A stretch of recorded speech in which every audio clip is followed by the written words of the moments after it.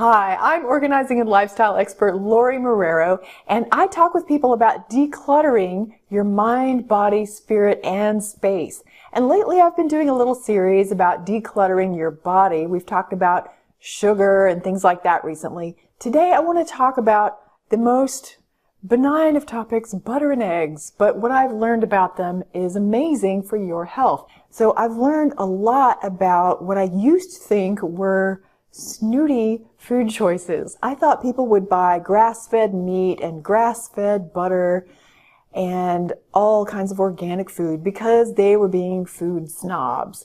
And certainly that could be true about some people, but there is a very good reason to buy grass-fed meat and dairy and to buy pastured eggs. And I want to explain that to you today because it's actually different food. You'll be amazed. So I'm going to show you some stuff about your butter and your eggs today that might surprise you. This is conventional butter and this is grass-fed butter, and it's right out of the refrigerator. I can tell you this is extremely hard and this is much softer. I don't know if you can see that. You can actually mush it around right out of the fridge. So that shows you it's a different fat content. And what I understand from the Caltons is that this grass-fed butter has more omega-3s, which is what people are supplementing with when they take fish oil and things like that. So it's interesting that we can get more of that in our food if we are just intentional about it. I don't know if you can also tell that this butter is much lighter. It's almost white in color. And this butter is a deeper yellow along with being softer.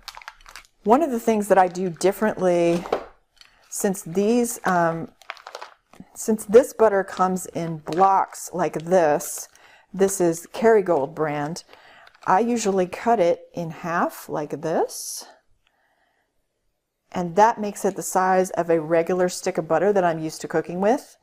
And then as a practical tip, I just cut my butter in half again, in half again, and basically I'm cutting it into tablespoon portions just by eyeballing it, by cutting each piece in half until it's done.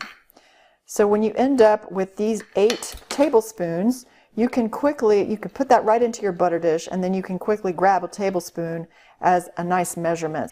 Over here, I have a bowl of eggs. These brown ones are pasture-raised organic eggs. They look like they just got removed from the chicken's nest yesterday or something.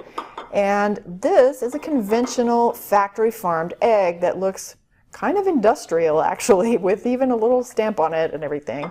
So I don't know, for me, I just prefer to eat that. But of course, that doesn't matter as much as the health benefits that are inside the egg.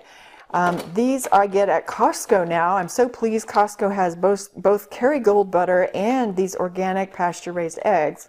So my nutritionist friends, Mira and Jason Calton, wrote this book, Rich Food, Poor Food, that I really like for navigating through the grocery store very specifically. Their latest book, though, is called The Micronutrient Miracle, and I wanted to read from you a little bit from here because it is the most recent information. So they say, cage-free means that chickens are not kept in cages and they have continuous access to food and water, but they generally have no access to the outdoors or the sunshine, fresh grass, and insects we want them to have. That is pasture-raised eggs that I showed you.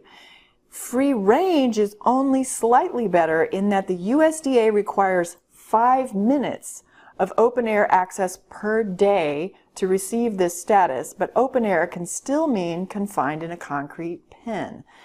So we think that cage-free and free range sounds like the chickens are all running around, but they may not be.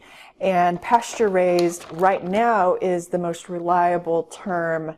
That means they really are getting the sunshine that they need and the vitamin D and all the things that make the food better for us, for our bodies, with the nutrients that we want. And as the Caltons say, you want your food to be as micronutrient rich as possible. So as you make certain choices, why not pick the most power-packed choice that you can to get the most bang for your buck? So you don't have to be snooty to want to buy the very best food for your health and your body.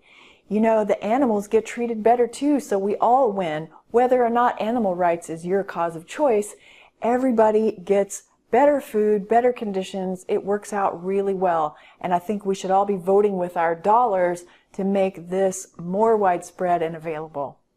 Let me know what you think in the comments, and I'll see you next time. May you always be happy and grateful for having more than enough.